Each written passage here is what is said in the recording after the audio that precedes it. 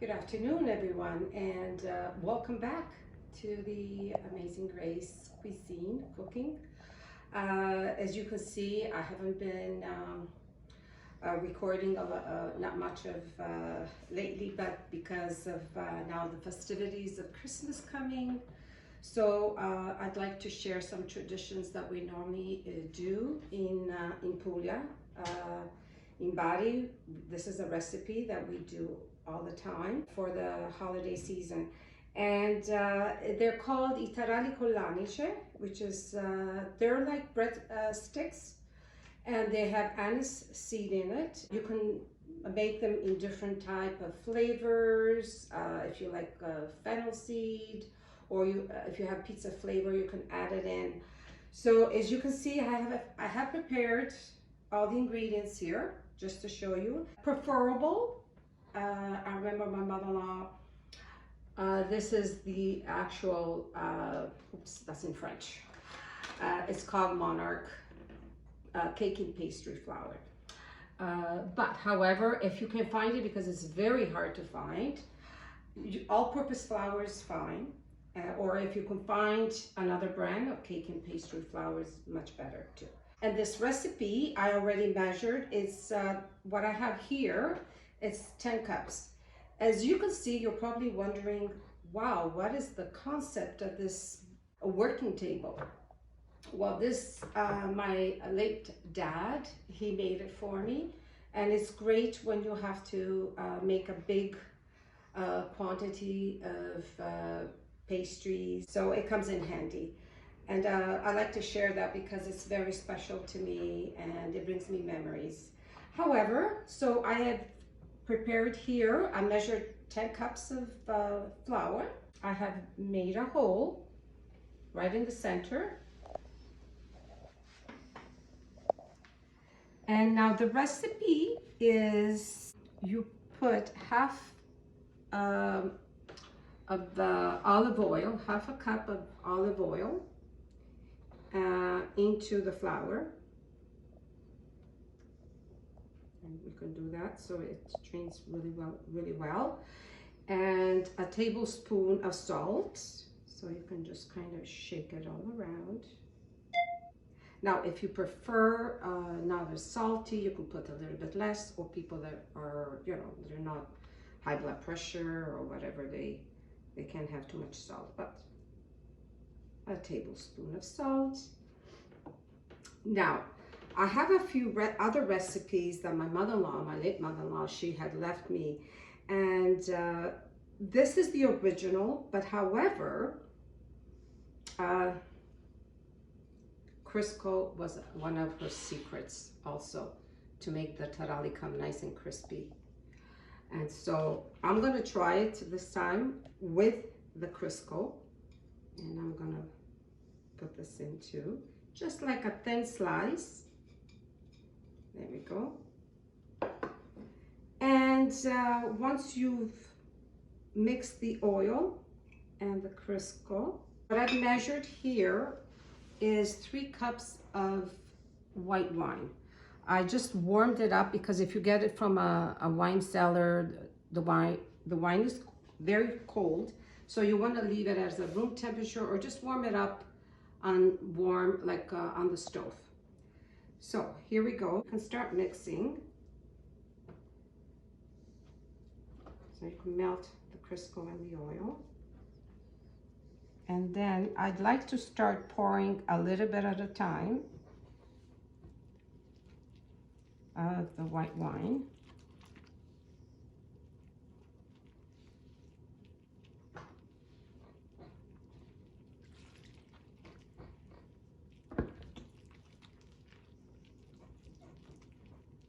In the meantime, I have a tablespoon and a half of anise seeds. Now I'm going to start kind of mixing a little bit all around. If you prefer a bit more the flavor, you can add more. If not, so the actually recipe calls for 1 kilo of flour, which I measured it and it's about 10 cups. However, I have another cup left over just in case you find that the dough is a little bit too soft. I like to have it on the side as an emergency. There we go, see? As we start mixing. I'm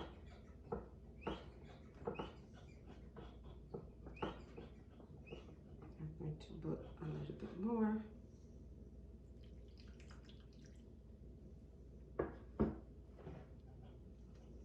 So you have to bind it with wine, white wine.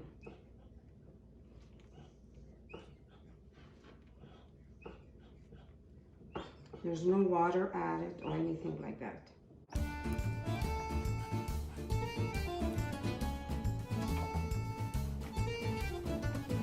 These are traditions that were used for the Christmas holidays, and they're great for snack, even for the children when they get hungry and before lunch or dinner is ready, they can snack on these taralli.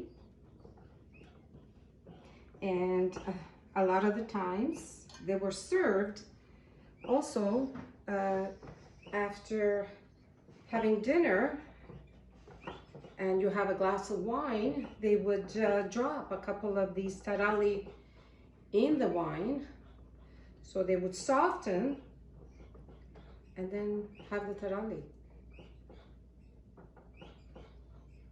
Okay, so we're getting there with the dough. It's becoming, yes, we do need a bit more of the wine, a little bit more. So after I've binded the dough, I'll show you how it looks when it's done.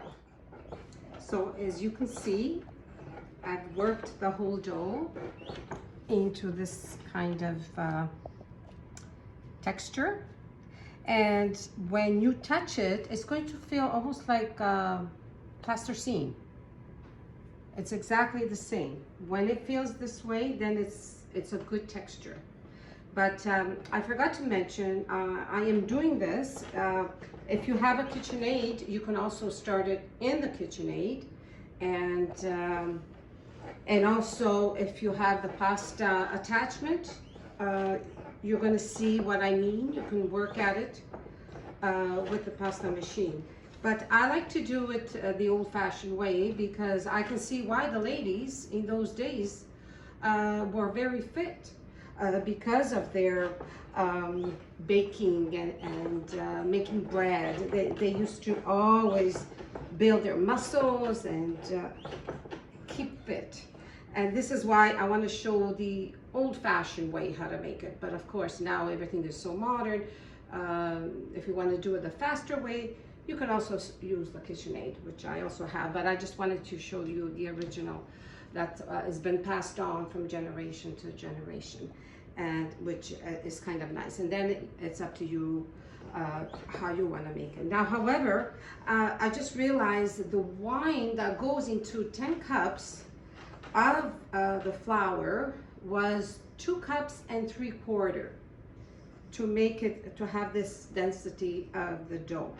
So that's also, I will write the recipes again, and but this is, I just want to share that with you. Now, you have to really work the dough for a good half an hour.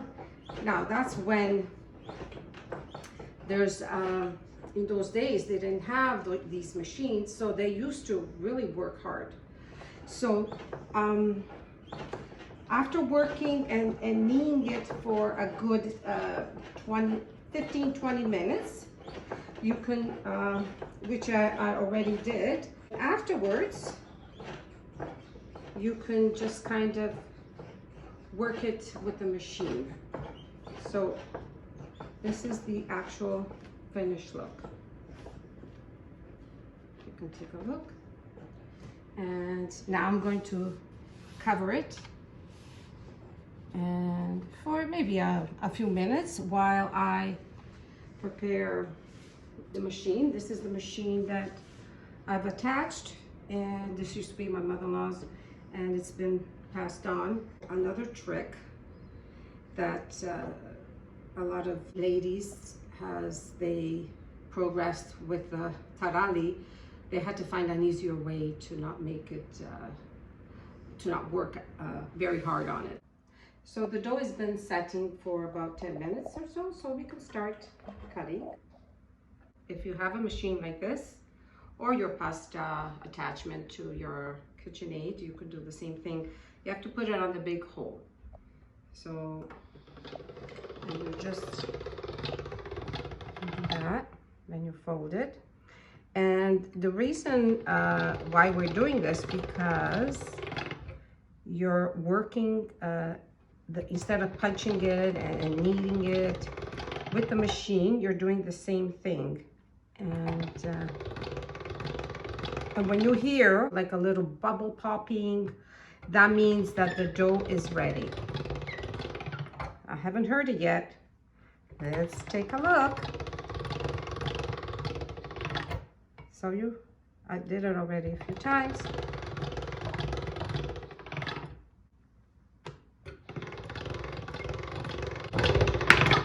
Did you hear that? So that means that the dough is ready.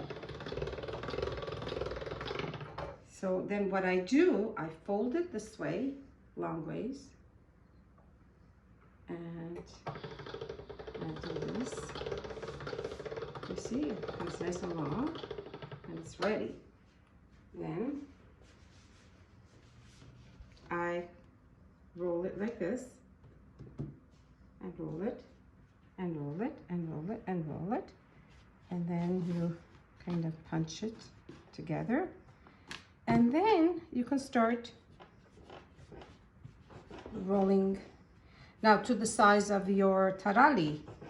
If you want to make them thicker or thinner, it's all up to you. And you can see as a stick to your hands, and then you can shape them. You can make them this way.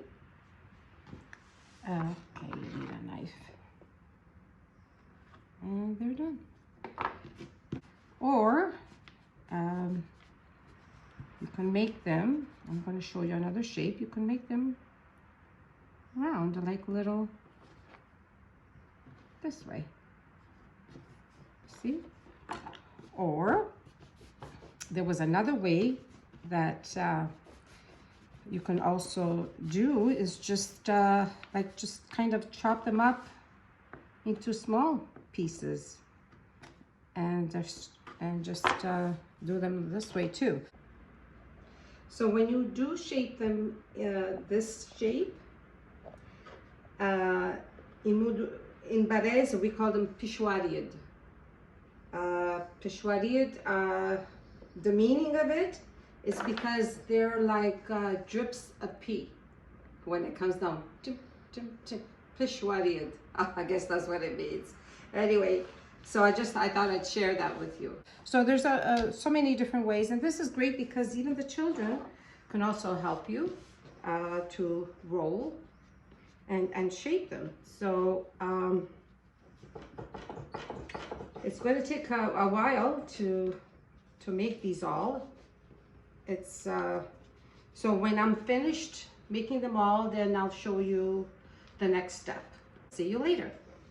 As you can see here, after an hour and a half on my own making them, we did the pishwaried, and I made the round taralli and a little bit kind of the oval. Now the next step is very, very important because we have to boil them, but not to like boil them for 5 minutes or whatever. I'm going to show you. I'm going to do first the choppy pishwaried, and see, as the water boils, I could, because they're all small, I'm going to throw them all in, and as the water boils,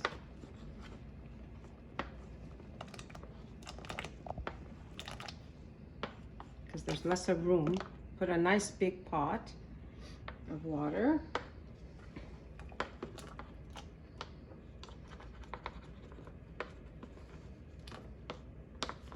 Now, when they come up to the surface, when they start floating on the water, on top of the water, then it's time to remove them.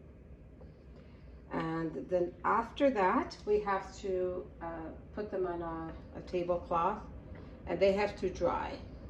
So this is what we're gonna do with the rest of the taralli, the same procedure. So with a wooden spoon, just kind of move them around so that they don't get stuck underneath.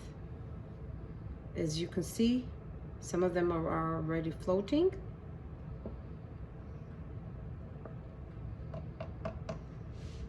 And as soon as they float, we can start moving some of them.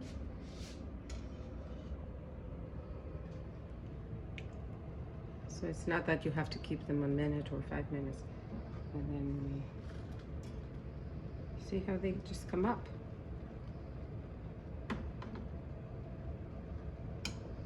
There we go.